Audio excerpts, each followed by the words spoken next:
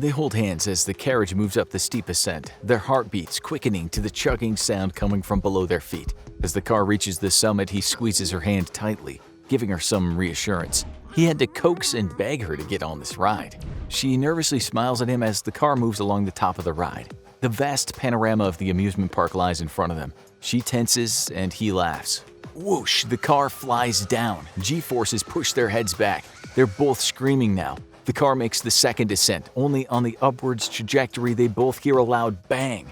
Before they know what's happened, they're hurtling through the air toward a nexus of steel bars. They look at each other for the last time. And that, dear viewers, has to be one of the worst ways to die. In the US alone, from 1987 to 2000, there were 4.5 ride deaths in amusement parks each year, which might not sound like much to you, but it's enough. You also have to consider that as far as safety goes, the US has pretty strict standards. The deaths weren't all on roller coasters, of course. Just to give you more variety of deaths, today will include other kinds of incidents that happened when people sat in a carriage and went for a ride at an amusement park. But before we look at the US, let's first swing by Europe, the continent where the precursor to the modern roller coaster was invented. We're actually going to start with something quite recent. No one died in the incident, but what happened will give you a good idea of how human bodies deal with hitting things on the track. The accident happened at a theme park called Alton Towers in England, one of the country's favorite places to go for a day out. The ride was the Smiler, but trust us, no one was smiling on that ride on June 2nd at about 1:50 p.m. An empty safety carriage first set off on the vast network of labyrinthine rails. The thing was, it just stopped on the track. That didn't bode well for the full carriage that was next to go. Luckily, it wasn't traveling at its top speed of 52 miles per hour when it made contact with the other carriage. In case you're wondering, some rides can go as fast as 149 miles per hour. The 16 riders hit the stationary carriage traveling at 20 miles per hour, but just think how it would have felt to have your legs hit a steel train at that speed. 5 people in the front were seriously injured, with 2 young women both losing a leg. The accident was partly blamed on strong winds that prevented the test carriage from completing its journey, but the park also was to blame and had to pay out about $6.8 million. We told you the story just to give you an idea of what happens when things go wrong. The downside to roller coasters is that when accidents do happen, people tend to hit things very hard going very fast. A roller coaster is really no place to fall, either, as you'll now discover in one of the world's worst tragedies of all time. The accident happened in England, too, but way back in 1972. It was the kind of accident many of us have panic attacks over when we're in the queue about to get on a ride. The ride was called the Big Dipper, and the theme park was called the Battersea Park. There are survivors in this tale too, and some of them told the story of what happened on that fateful day. 31 people paid about 20 cents to ride the Dipper, advertised as the thrill-a-minute joyride where you pay to be scared. Most of those folks on the ride were just young teens, many of whom were on a school trip. As per usual, the cars climbed up the track, everyone was laughing and screaming, and some were trying not to pee their pants. It went up and up and up, and then the cars disconnected from the track. They were now in a free fall. Suffice to say, a few bladders broke. A survivor later recounted that just as the carriage disconnected, everything seemed to go in slow motion. And then whoosh, they flew back. People spilled out, hanging onto anything they hit. One survivor said they will never forget the panicked expression of one young girl as she lost her grip and fell to her death. The carriage was somehow stuck up there, but to say the least, it was on shaky ground. The woman said the girl screamed that she wanted to get off, but she leant on a wooden barrier and it collapsed. I tried to grab for her, but I saw her fall to the ground in front of me.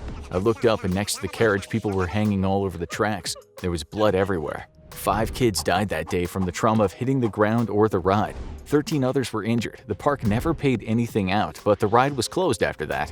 As for the cause of death, when you fall, a doctor was once asked about it, and this was his reply. Most people who fall from a height die because they fracture their spine near the top and so transect the aorta, which carries blood out of the heart. It's usually a quick death, especially from a great height. But then the falling part must be a bit weird. Survivors of falls have said their only thoughts were, "Damn, I'm gonna die." One woman who survived a big fall said she didn't think about much at all and just listened to the whispering of the wind. Okay, so that's how you die when you free fall. We'll discuss later the nightmare of being flung from a carriage, which, let's face it, we've all worried about. But now let's look at a completely different way to die. You can tell us in the comments if you'd prefer your bones to be smashed or dying this way. It happened in Australia back in 1979, and to this day, it is the worst amusement park disaster the country has ever seen. You're all grown up now, so we expect if your friend asked you to go on the ghost train, you turn your nose up. Ghost trains aren't very scary, and they're not usually thought of as being dangerous. Well, the one in Sydney's Luna Park was on one particular day. You don't want to be riding a ghost train when there's a fire, for the simple reason that these sorts of rides are generally in covered tunnels. So when a blaze got going on this ride in the morning of June 9th, the tunnel filled with thick smoke. The carriages actually kept moving, but it seems some people got off and tried to get out as fast as they could since they were choking. Of the 35 people on the ride, 28 of them came out of the tunnel crying and coughing. Nonetheless, a father and his 2 kids died in there, as did 4 other kids. Most of them died from smoke inhalation, although some of them were burned to death. As for how that must have felt, you all know very well that burning hurts like hell. Until your nerves are burnt through, you'll feel the most excruciating pain you've ever felt. Dying from smoke inhalation would be better because once there's no oxygen, you pass out before the flames get you. This is really a living nightmare, being trapped in a fiery tunnel. As for how it happened, electricity was blamed and a cigarette was blamed, but it was most likely arson committed by an organized crime group. Apparently, it was related to one gangster wanting to take over the park. As you'll now see, even out in the open, floating on water can be deadly. You've all seen those rides that consist of people sitting on a round raft and traveling down some rapids. You don't generally have many concerns about getting on such rides. That's because they're usually safe as houses. But on October 2016, in Australia's Dreamworld amusement park, things went wrong on Thunder River Rapids ride. Basically, a pump failed, and that meant a sudden drop in the water level. This led to one of the empty rafts getting stuck on the conveyor that moves the rafts. The raft behind that, carrying 6 people, hit it at speed. What happened next was awful. The raft with the people in it was pushed into a vertical position, causing its occupants to fall out. Worse, some of them were pulled down into the moving components of the ride. 4 adults died and 2 kids survived. Paramedics later said that the best doctors in the world couldn't have helped the victims. While those kids were thrown into the open water, the adults were trapped in the components under the water. We can't find the cause of death, but it was either on impact with the machinery or drowning, none of which are pleasant. The park was at fault and had to pay out $3 million. Is drowning the worst way to die? One person that drowned and was later resuscitated said, "I was terrified out of my mind. I didn't have any air to breathe." She then said at one point she accepted her death. She added, "I tried kicking my legs and then everything went black." Basically, at some point your brain will just make you take a breath. It's actually called the break point. Water then floods the lungs and the person still alive can't fight due to the lack of oxygen in their blood.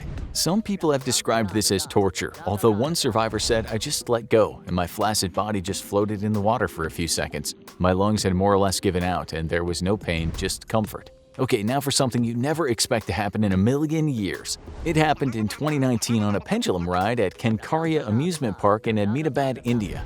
A round carriage rotated as a pendulum moved the carriage up and down. It started off quite slow, with as many as 30 occupants looking like they were not scared at all. But when the pendulum started swinging really high, people started screaming. For a good reason too, because the pendulum arm snapped and the carriage bashed into the ride's triangular frame. Looking at it, you would expect that many people died, and even if they didn't, you'd think a lot of those folks would have suffered some very serious injuries, similar to how a fly might end up after you've hit it with a newspaper. Fortunately for some people, their side of the carriage didn't make an impact and they were kept safely in their seats and didn't suffer any serious physical injuries. But 2 people died whose side of the carriage did make an impact. They were basically crushed to death while many others were critically injured. As for how the ride's main arm could just break like that, one expert had this to say about the tragedy. India has a long-standing problem which allows the use of inferior unauthorized copies of rides made by either local companies or rides sourced from other countries, often with fatal results. Again, no one really expects that kind of thing to happen, but there's one thing we all fear when we get on a fast ride, and that is being flung out of the carriage. But does that really happen? The answer is yes, and it's happened quite a few times. But seeing as we're doing a round-the-world trip today, we'll now head over to China. In 2017, a girl was strapped into the Travel Through Space ride at Chaohua Park, close to the city of Chongqing. Information is scant, but it seems as the ride was in full flight when she went into full flight, except not in the direction the other passengers were going. She was flung into metal railings and died later in a hospital. What's shocking is that her seatbelt had not been working and the bars supposed to hold her in were not tight enough. How it would feel to die this way is hard to say, because once she made the impact, she was very likely knocked out. Perhaps the worst part of the death was the few seconds flying through the air. We're gonna stay with China, just because this next accident was totally insane. It happened in 2010 at an amusement park in Shenzhen. The ride was called Space Journey, and it was supposed to simulate what it's like taking off in a rocket. Basically, a circular carriage was lifted up in the air and spun at a high velocity, giving the people the feeling of experiencing double gravity. That was all well and good until one of the carriages disconnected and went flying into the other carriages. It fell to the ground in flames, looking like a real space rocket when things go terribly wrong. No one cause of death was given, but we expect the 50-foot fall might have led to serious trauma. On top of that, the carriage was in flames when it landed. They didn't stand a chance. They might not have had much time to think, but this next victim certainly did. He was an operator at a ride in Naudière theme park in Sautron, France. The ride was actually one of those kids' rides that you see going very slowly, often made to look like a big caterpillar. This kind of ride should be very safe, indeed. But the operator decided to get out of his booth while the carriages were still slowly moving by. He then slipped in the gap between two of the carriages and his legs fell through the holes in the track. Since the ride was still going, you can only imagine the pain as his body was pushed by the carriage. Someone managed to turn the ride off, but the man was so badly hurt that to save his life, doctors had to amputate both legs at the scene. The guy still didn't survive. He wasn't actually trained to control that ride, so the park owner spent 6 months in prison. As for how it'd feel to die this way, it certainly deserves to be on the worst ways to die list. We're not sure how long the guy was conscious for, but we guess he had some time to think about what was happening. The cause of death was likely due to being crushed, which can lead to what are called lysis, ischemia, and vascular compromise. In layman's terms, cells die when a part of the body is crushed. Lactic acid is released and blood vessels are compressed, and that can cause death. Prior to this, if the person is conscious, the injury of course is about as mentally traumatic as you can get. Strange thing is, there is something called reperfusion syndrome.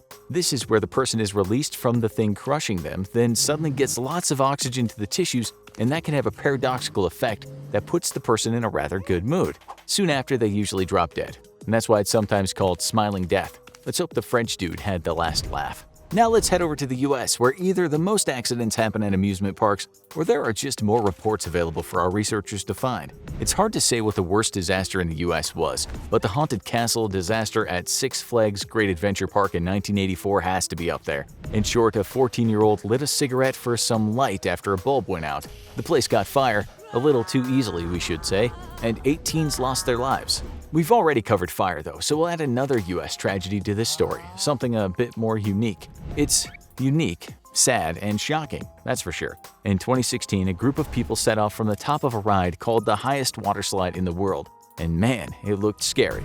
It was called the Verrückt, which can be translated as insane in German. It was located at the Schlitterbahn Kansas City amusement park, and since its opening in 2014, it had attracted a lot of attention from enthusiasts of extreme sports. Of the 3 people that rode it that day, one of them was Caleb Schwab, the 10-year-old son of Kansas State Representative Scott Schwab. The others were 2 women. They went on their downward trajectory from a height of 168 feet 7 inches, traveling around 70 miles per hour, which is really insane for a water slide. Literally insane. Given a lifeguard at the park had noticed how dangerous it was, once saying, "I told my friends and family it was only a matter of time until someone died on Verrückt." Prior to the fatality, there were at least 13 pretty serious accidents, mostly down to sheer speed people traveled at. Some folks got off and had to be treated for facial injuries, concussions, or slipped discs. What happened is they were thrown at high speed into the netting around the ride. That happened to Caleb and the women with him after the raft went airborne on the second hill. One woman hit the net and some metal rings broke her jaw. The other woman ended up with a fractured face and cuts that needed stitching. But Caleb hit the support of the netting and he was decapitated. The raft should not have gone airborne like that. It was speculated that the reason it did was that the little boy, light in weight, sat in the front. The women were on the heavy side, weighing 275 pounds and 197 pounds. That apparently was the problem, as was the entire setup of this dangerous ride. We're not blaming the victims, of course, just pointing out what happened. The ride was closed down in 2018 and the Schwab family settled for $20 million. No one went to prison, although they almost did. As for this being on the list of worst ways to die, that depends on how you look at it. For the family, it had to be one of the most traumatic experiences a human could face, more so when they were asked to view the body of the deceased. The death itself must have been painless for the victim, but with oxygen still in the brain, it's likely that a person who has lost their head remains conscious for a little while. For how long, we don't know. Scientists have talked about this and no fixed time has been stated. It's possible that the young boy's last thoughts when he were hurtling through the air was, "What's going on?"